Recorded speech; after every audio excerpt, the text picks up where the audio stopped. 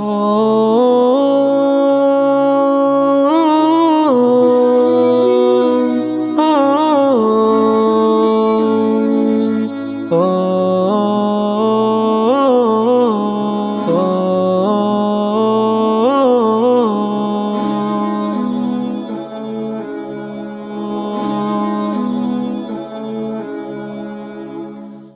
بالله من الشيطان الرجيم. بسم الله الرحمن الرحيم وبه نستعين ولا حول ولا قوة إلا بالله العلي العظيم. أما بعد فالسلام عليكم ورحمة الله وبركاته. Wapenzi watazamaji wa Istiqama Swahili TV, na kusalimieni kwa salamu ya Kiislamu kwa mara ya pili. Assalamu alaikum wa rahmatullahi wa barakatuh. Karibuni katika kipindi chetu hichi cha kahawa ya Ramadhani, kipindi ambacho kitakujieni kila siku baada ya sala ya tarawehe kwa muda wa siku zote za mwezi mtukufu wa Ramadhani. Kahawa ya Ramadhani ni kipindi ambacho kinalenga kutufunza, kutufundisha na kutuongoza na kutukumbusha yale ambayo yamekuja katika dini yetu ya Kiislamu, hususan katika mwezi huu mtukufu wa Ramadhani. Tutajadili kadhia mbalimbali za dini yetu, jamii, mahusiano, udugu na kadhia nyingine mbalimbali ambazo tunalenga kutengeneza jamii nzuri ya Kiislamu itakayoshikamana na misingi ya dini ya Kiislamu. Kipindi hichi cha kahawa ya Ramadhani kinakaribisha masihi tofauti ambao watakuwa wanakuja kutufundisha na kutukumbusha katika kahawa ya Ramadhani. Kwa leo basi, wageni wangu waliokuwa hapa katika studio yetu, tunaye Sheikh Rashid bin Khalfan Al-Aisari, Sheikh Sultan bin Nasr Riyami na Sheikh Mahfudh bin Salim bin Khamis, ambao hawa wote ni walimu wa Mahad Istiqama hapa Tunguu, na watakuwepo leo hapa kwa kutufunza na kutukumbusha juu ya jambo zima la Ramadhani. Mashekhi, karibuni sana katika kipindi chetu cha kahawa ya Ramadhani.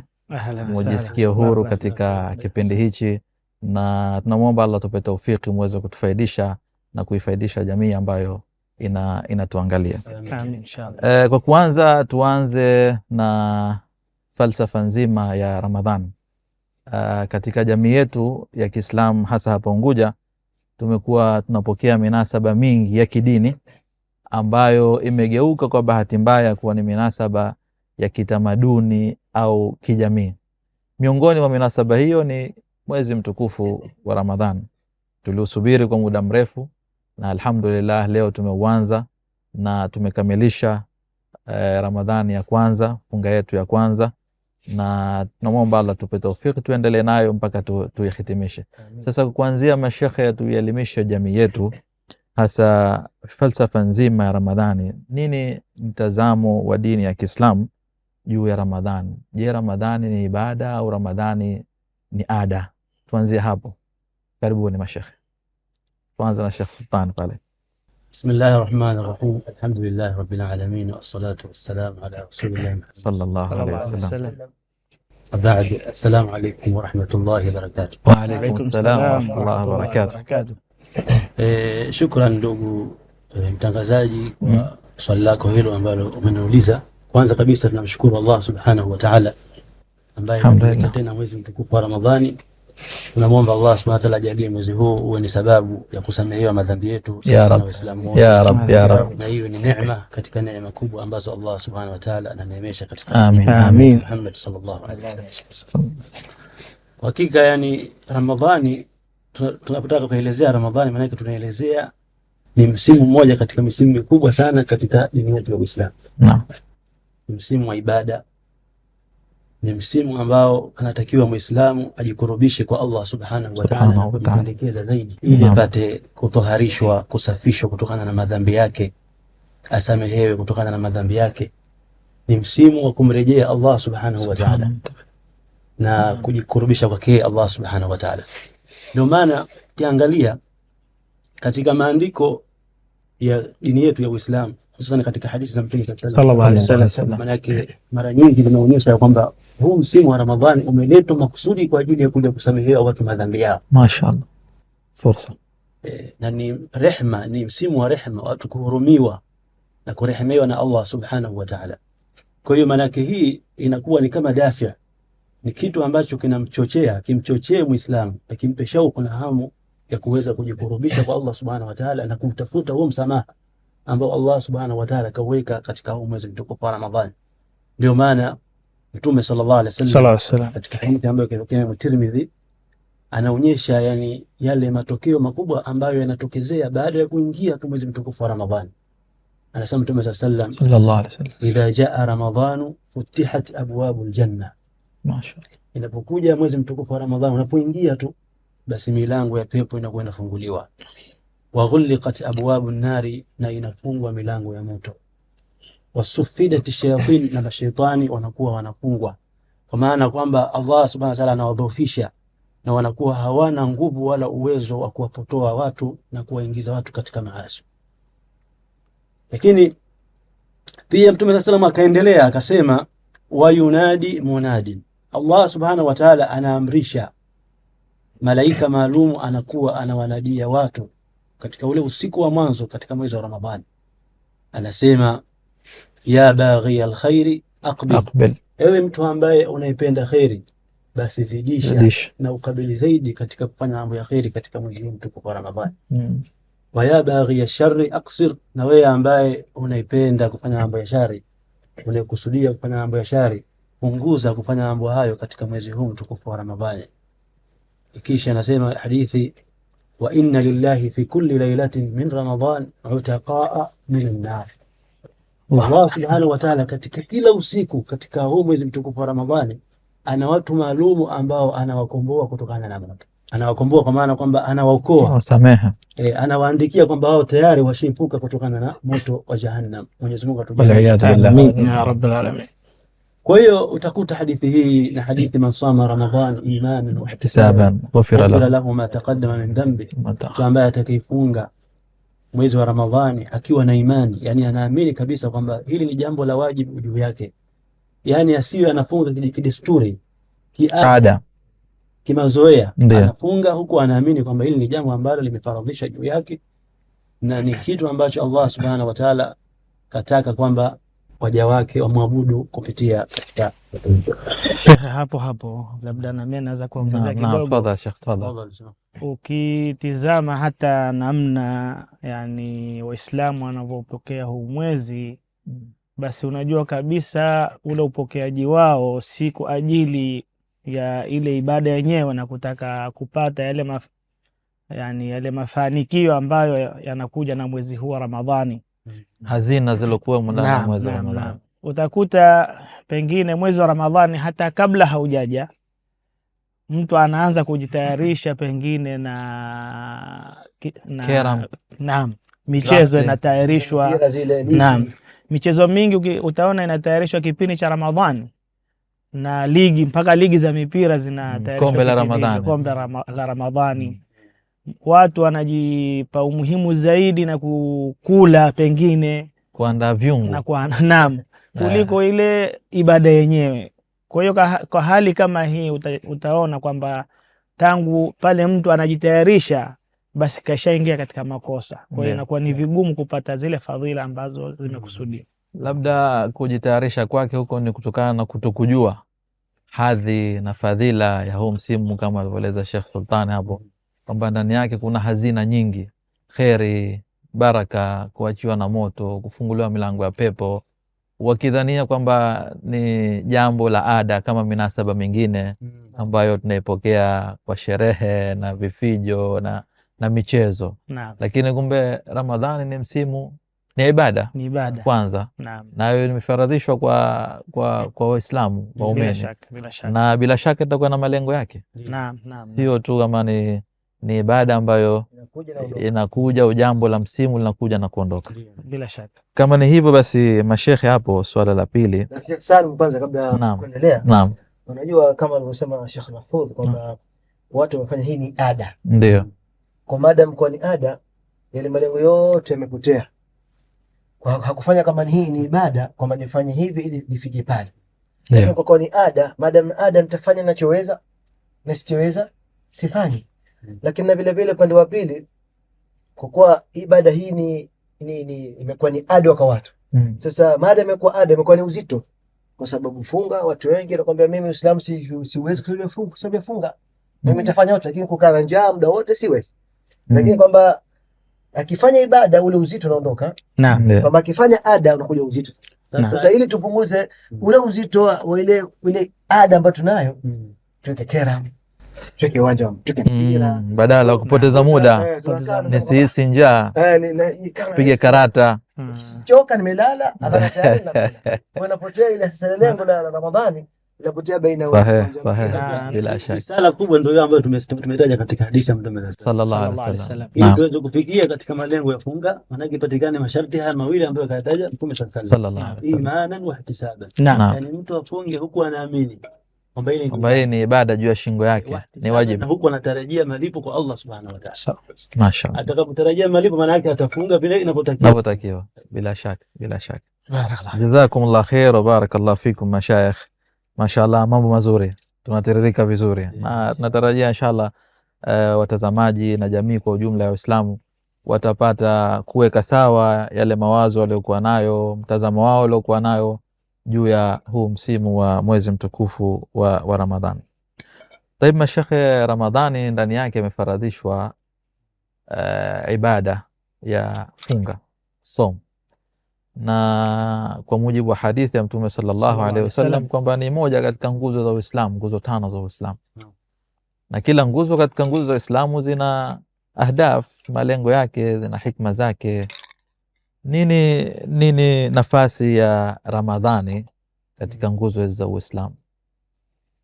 Hapa kagusia Sheikh Rashid kwamba kuna watu wanaona uzito kuingia kwenye dini ya Uislamu kwa sababu ya Ramadhani, wakihesabu kwamba Ramadhani ni kukaa na njaa.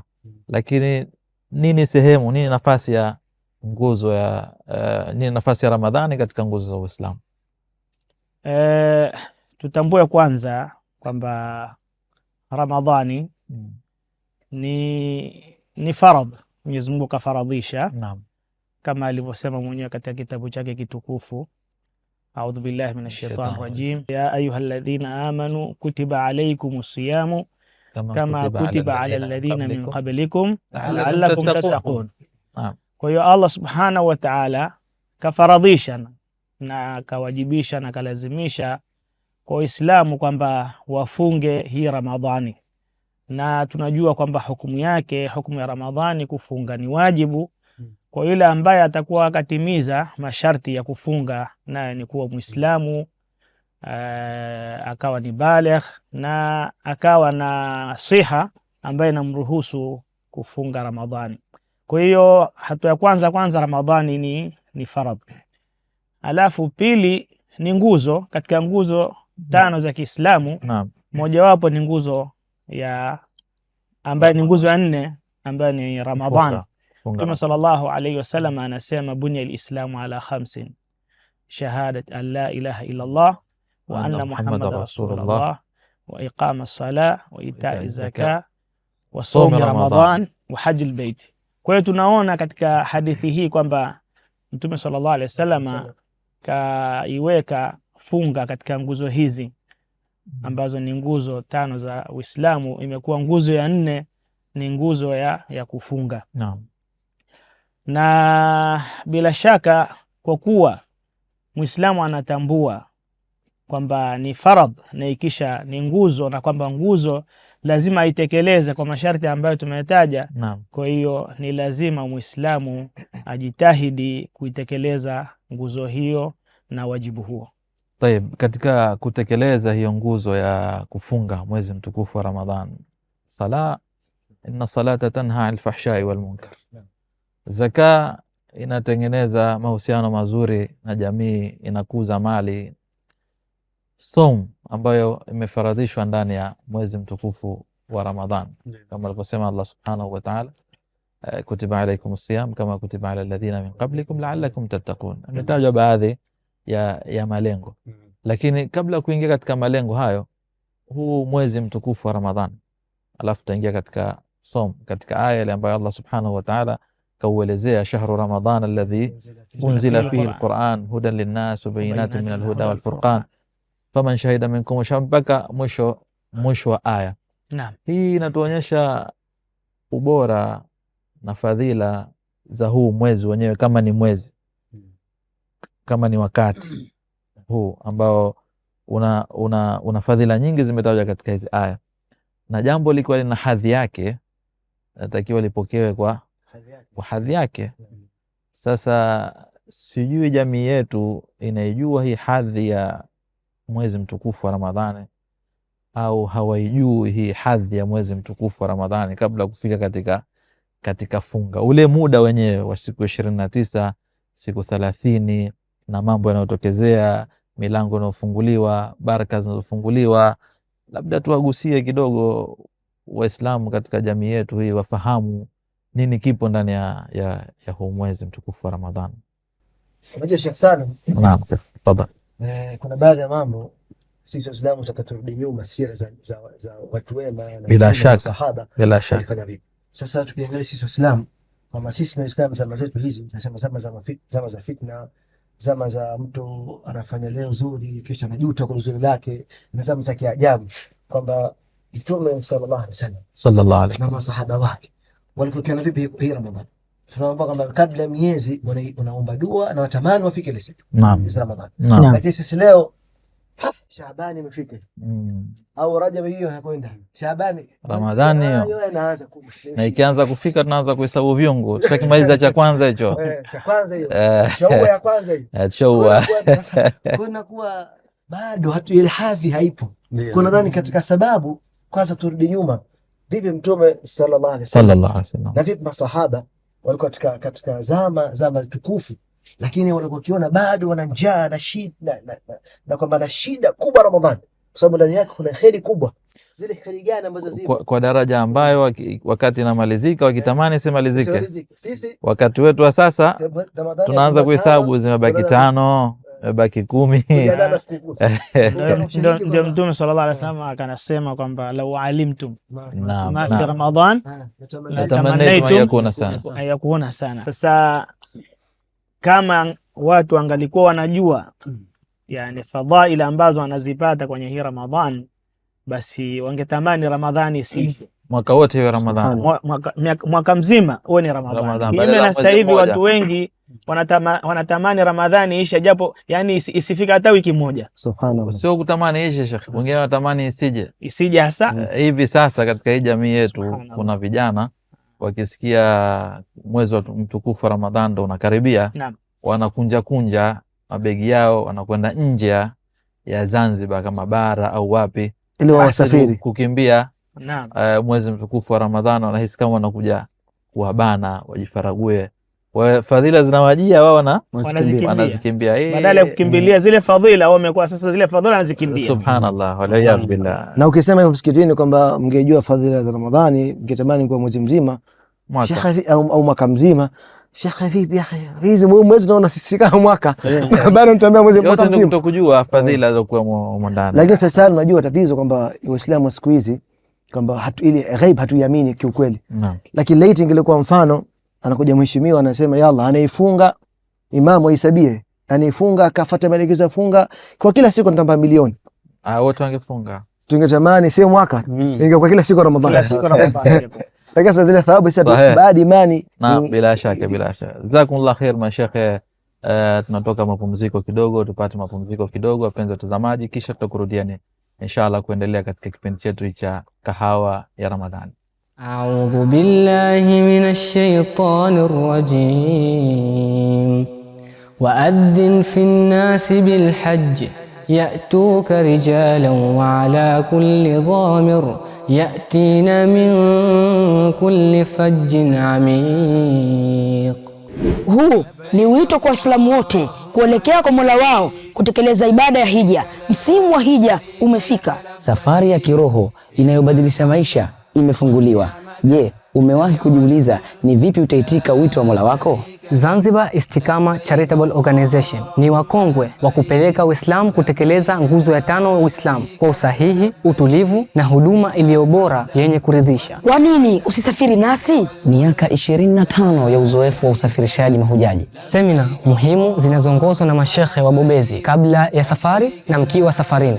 Malazi mazuri katika hoteli zilizo karibu ya misikiti ya Maka na Madina. Huduma ya buffet kwa chakula mara 3 kwa siku. Visa tuachie sisi. usafiri wa ndege ya moja kwa moja kwenda na kurudi, madaktari wabobezi muda wote wa safari, chanjo zote kwa mahujaji, ziara za maeneo ya kihistoria Maka na Madina, huduma za kuchinja, usafiri wa treni kutoka Maka mpaka Madina kwa muda wa masaa 2.5 badala ya masaa 8 kwa usafiri wa basi. Huduma zote hizo ni kwa gharama ya dola 6,700 tu. Nafasi ni chache, wahi hivi sasa. Jina lako lisio miongoni mwa waliochelewa, jiandikishe leo. Kwa mawasiliano zaidi, fika ofisini kwetu Raha Leo mbele ya msikiti wa Jumuiya ya Waarabu, au wasiliana nasi kwa namba hizi. Innal hamda wan ni'mata laka wal mulk la sharika lak. Naam, wapenzi watazamaji wa Istiqama Swahili TV, tunarudi tena katika kipindi chetu cha Kahawa ya Ramadhani, kipindi ambacho kinalenga kutufundisha na kutukumbusha yale ambayo yanafungamana na dini yetu ya Kiislamu, hususan katika mwezi huu mtukufu wa Ramadhani. Bado nao mashekhe wetu katika baraza hii ya Kahawa ya Ramadhani wakiendelea kutufaidisha.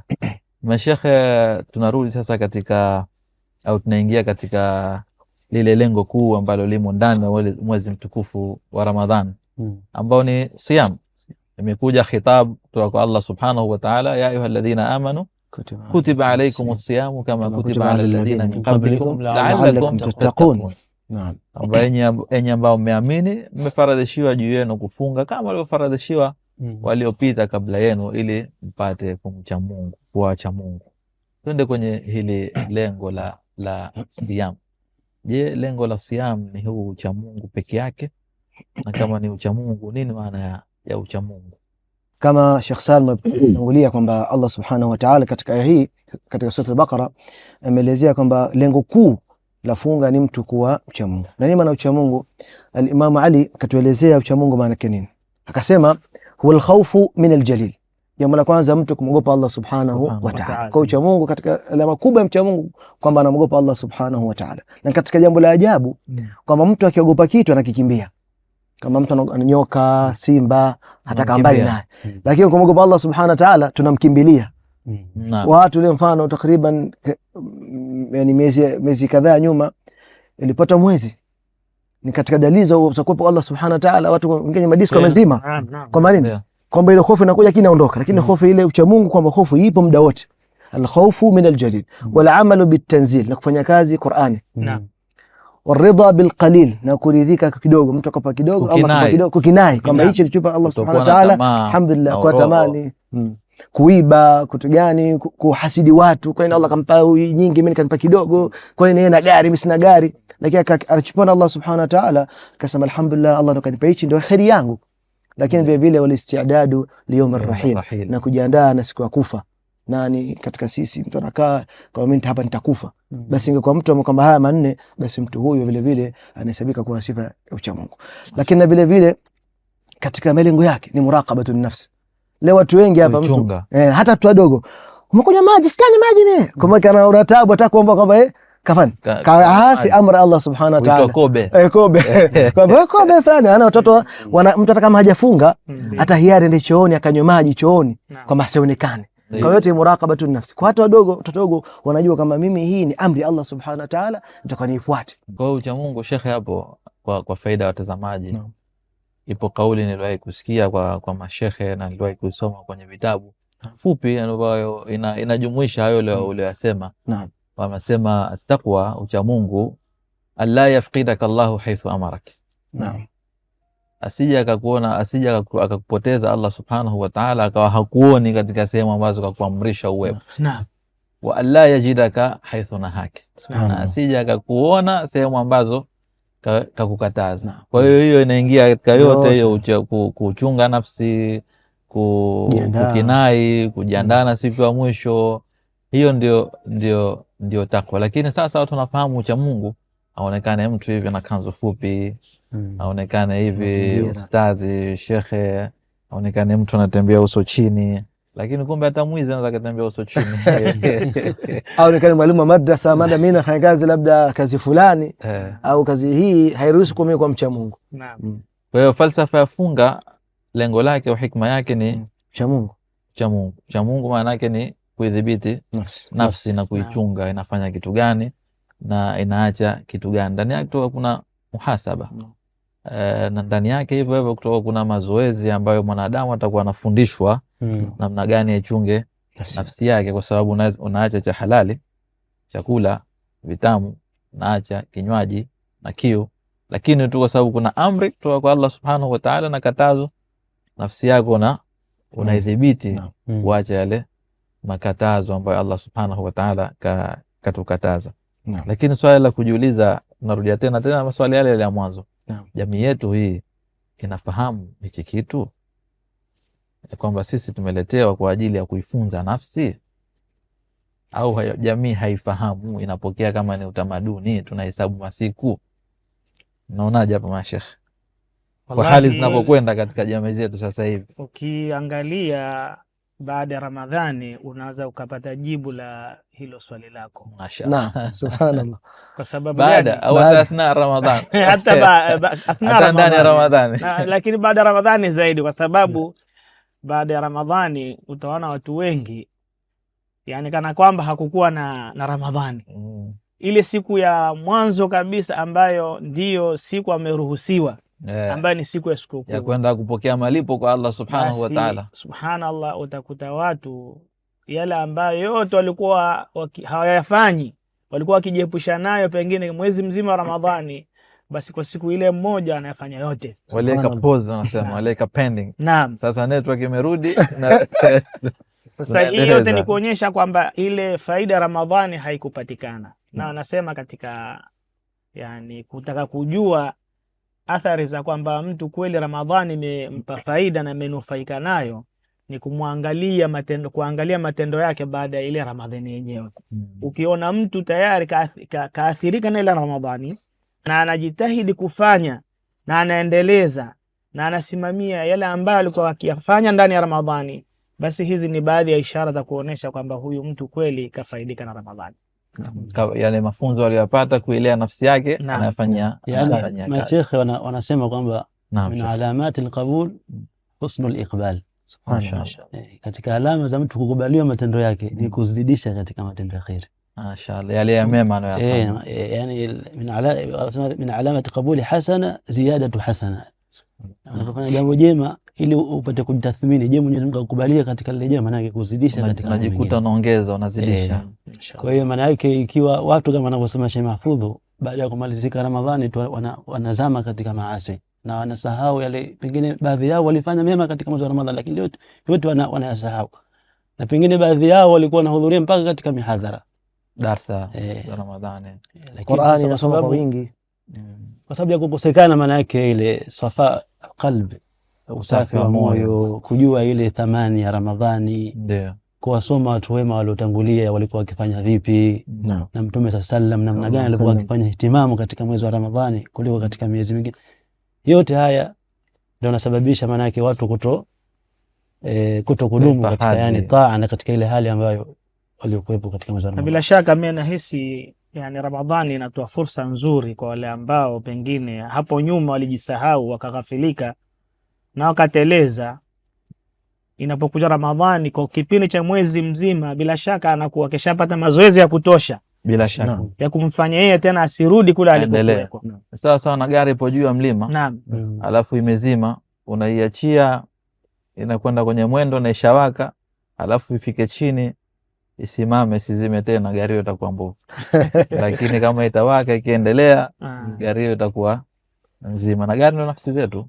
Bila shaka kama tutakwenda tutashuka kilima cha Ramadhani tunafanya taa, alafu tukifika chini tunazima, nafsi zetu mbovu. Hata zije Ramadhani 100 basi hali kama hatujabadilika, hatujana ule utayari kubadilika, basi tutafunga miaka yote, lakini lengo halitofika. Katika mambo ya kustaajabisha Sheikh Salum, katika mwezi wa Ramadhani unaweza kukuta wale wakati watu wanaenda kusali sala tarawih, yani maana yake ni wakati thamini, sala ambayo haipo sio katika mwezi wa Ramadhani, tunatakiwa ikimbilie. Lakini wakati ule unaweza kukuta vijana wamekaa wanaangalia mipira, wanaangalia ligi ya mipira, na wengine Sheikh utakuta kaenda kusali, huyo ndo mcha Mungu ana aksa daraja ya ucha Mungu, daraja ya juu. Angalau ukafikiria kwenda kusali Isha jamaa, alafu anatafuta chochoro. Wanasema kwamba Mtume sallam hakusema lazima hakusali siku zote Mtume sallam. Kwa sisi tunafuata Mtume, yani hoja zao ni wanasema kama vile umekinai na zile thawabu. Wakati mwingine Allah tuongoze sisi na waongoze na wapenzi watazamaji wa Istiqama Swahili TV, tukiwa bado tunaendelea na kipindi chetu cha kahawa ya Ramadhani. Tunakuomba usiondoke katika kio chako hicho, usichoke kutufuatilia ili upate faida kem ambazo zitakuhusu wewe binafsi na dunia yako na akhira yako kupitia mashekhe mbalimbali ambao watakuwepo katika kahawa yetu hii ya Ramadhani. Mashekhe kipindi kahawa ya Ramadhani, lakini kahawa sikuoni ni kunywa au umeshiba iftari. Shushia kidogo, ushapiga tarawehe. Tabi kwa kufungia mashekhe, tuipe jamii yetu nasaha. Tayari leo tumeanza mwezi mosi Ramadhani, na pengine labda asa mtu kashuhudia kipindi hichi, kasikiliza, anataka kubadilika. Haya tuliyozungumza amemuingia katika akili yake na moyo wake, sasa kaamua kubadilika. Tunampa nasaha gani mtu kama huyu ambaye labda anatusikiliza sasa? Nahisi kwa hapo sisi yani tutampa nasaha kwamba ashikamane na njia hiyo kama alivyojilazimisha kwa kipindi cha Ramadhani. Basi aendelee na kufanya taa na kujikurubisha kwa Allah subhanahu wa ta'ala kwa kufanya mambo mengi ya kheri, ikiwa ni kama ilivyokuwa katika Ramadhani, pengine akifutarisha. Kama ilikuwa kwenye Ramadhani anaswali sunna, alikuwa akisoma Qur'ani siku zote ipo, na kutoa siku zote kupo, na kama ni kuunga udugu siku zote upo. Kwa hiyo anatakiwa mtu huyu aendeleze haya mema kila siku, na kila hiyo ni maisha yao, ni maisha yake. Aitumie fursa ya uwepo Ramadhani. Ramadhani afanye ni chuo na madrasa ambayo imempa kozi ambayo itamsaidia yeye kuwa bora zaidi katika masiku ya usoni kwake. Mashaallah, jazakumullah khair. Na hisi tutosheke na wasia huu wa Ustadh Mahfudh kwa wana jamii na Waislamu kwa ujumla, au sijui Sheikh Rashid, Sheikh Sultan, unaniongeza ziada hapo kwa watazamaji wetu kwa kufungia kipindi chetu nasaha? Lakini vile vile mimi nasaha yangu kwa mwezi wa Ramadhani ushaanza, na kama tulivyotangulia nyuma kuzungumza kuhusu tujibadilishe, tujue kwamba huu umri wa binadamu ni ghali. Kwa hiyo tutumie fursa hii na umri wetu huu mdogo kwa ajili ya kuchuma, ili mtu baadaye ajiwekee mustakbali mzuri kwa Allah subhanahu wa ta'ala, na au mtu mzuri hapa duniani. Na kwa mtu mwema haichukui kama uko labda ulipie, lakini kwa mtu mbaya honda mtu akapata matatizo hapa duniani kama matatizo na akhira kama matatizo. Lakini kwa mtu mwema na uwema, kwa wema haimaanishi kama usistarehe dunia, starehe ambazo Uislamu umeruhusu. Kwa sisi tujadid nia zetu, nia yetu kwa Ramadhani hii ijayo, na baada ya Ramadhani vile vile nia yetu njema iendelee, ili sisi tu hapa tu wema, na kwa akhira vile vile Allah subhanahu wa ta'ala atupokee kuwa sisi ni wacha Mungu. Amin.